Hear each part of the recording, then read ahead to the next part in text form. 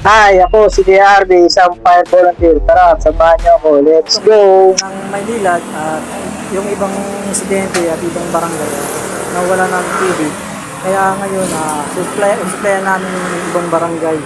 Pero yung mga kapwa natin volunteer, pumunta na rin doon para bigyan sila ng supply. Kaya ngayon, ito, nag-i-standby muna kami dito habang hinintay namin yung Delta saka yung ibang 41s namin para makakatulong din. Update ko na lang kayo mga idol para mamaya. Papunta na pala kami sa barangay na nawala ng supply. On the way na kami. Ngayon, magpapagas muna kami. Baka mabusan kami ng gas habang nagsusupply. Shoutout mga ka-idol. Mga idol, shoutout. Saan ba tayo pupunta? Mapagas po. Pagas. Sumabay pa alarma. Masangkay Binondo. Iba ba? Masangkay Binondo.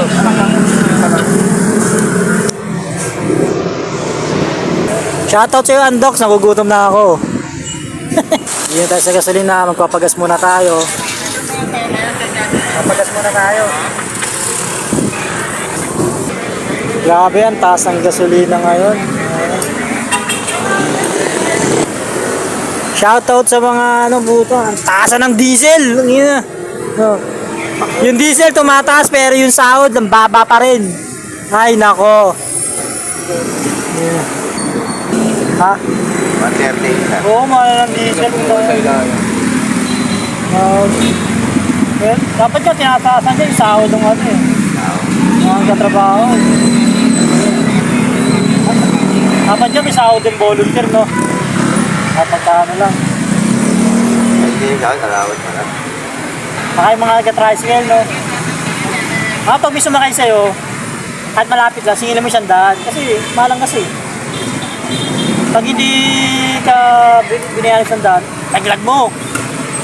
Nagasaan ko ha. Oo, sagasama mo. Ano mo si Pero mahal na mahal na ang gas ngayon eh. Kaya talaga, mahal na rin maningil. Shoutout sa'yo kuya, napakasipag mo. Bautan na kaubad, no? Bautan na kaubad. Kaya ako naliligo ako pag nakadapit ka eh. Pag mahuhuli ka pag nakaubad ka eh. Bawal na Dapat dyan, bawal na rin no? Bawal na rin magdamit yung mga babae, no? Bawal na rin magdamit yung babae. Maganda yun, no? Ano gusto mo? Dami ito, short? Short. Lahat bawal. Guys, dito kakarating lang namin dito sa Masinop Street sa Wagas, Tondo, Manila. Dito makikita nyo na nakapila yung mga timba nila saka yung mga drum nila. Dito sa lugar na to nawalan din sila ng tubig at isa rin sa barangay nila ang natamahan ng pagsabog ng pipe ng Maynila. Kaninang alas 2 ng madaling araw ito nagsimula. Ngayon, kami ay umaksyon kagad at pinuntahan namin itong lugar na to. Dito, pagbagsak namin ng tubig sa mga timba nila at nawala na rin kami ng supply.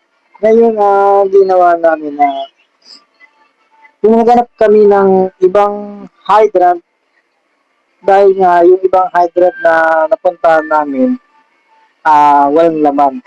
Ngayon, Magre-refill pa kami kasi nga kailangan namin ng dalawang biyahe. Kasi maraming barangay na nawala ng supply. wala kami dyan Wala kami dyan. Ito yung kasama ko, shoutout pala. Tol, shoutout ka, shoutout. What's up, man? Okay na. Shoutout. Shoutout din ako sa tropa ko si Walter. Shoutout sa tropa ko si Josh. Okay. Shoutout dito sa masipag mag-video siya. Dito, nagsimula na kami naghanap ng hydrant. Makikita niyo naman kung sa video, parang nasa Roas Boulevard na yata kami. Kahit malayo, makapaglagay lang kami ng tubig sa aming unit at maibagsak sa mga residente ng ibang barangay na natamaan ng pipe ng Maynila na nawalan ng tubig. Ngayon, tinignan muna namin itong hydrant na nakita namin. kung may laman ba o wala. Ngayon, tinignan nila, makikita naman walang laman tong hydrant na to. Kaya ginawa namin, naghanap ulit kami sa ibang lugar ng hydrant na may laman siya. lugar para mag-refill ng tubig.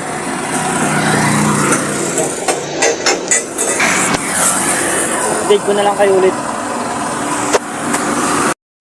Dito habang umiikot kami, may nakita rin kaming hydrant at inista pa namin at tinignan namin kung siya ay may laman.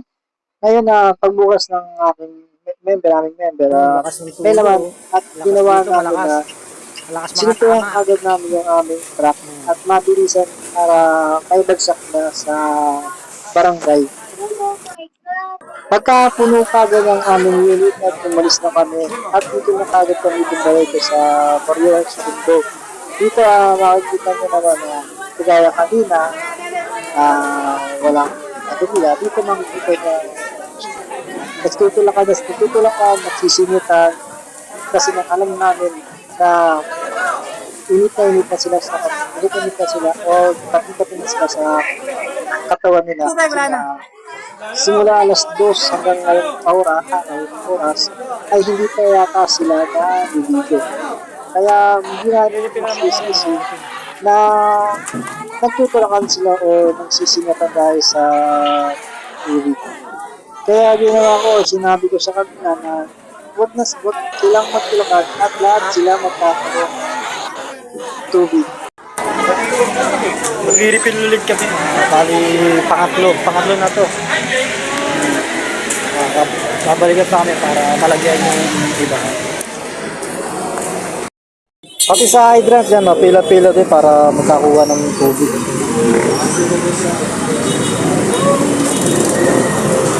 Pati pagkuha ng tubig sa hydrant, pila-pila din. Ang barangay na po napupuntahan namin para supply ng mga supply ng tubig. Kasi dito rin nawala din ng tubig.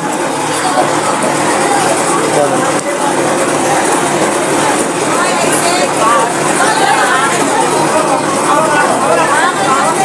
Lahat sila nawala ng tubig.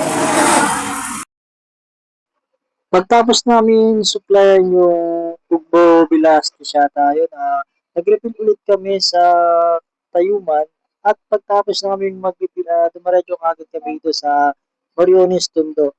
Dito, pagdating namin dito,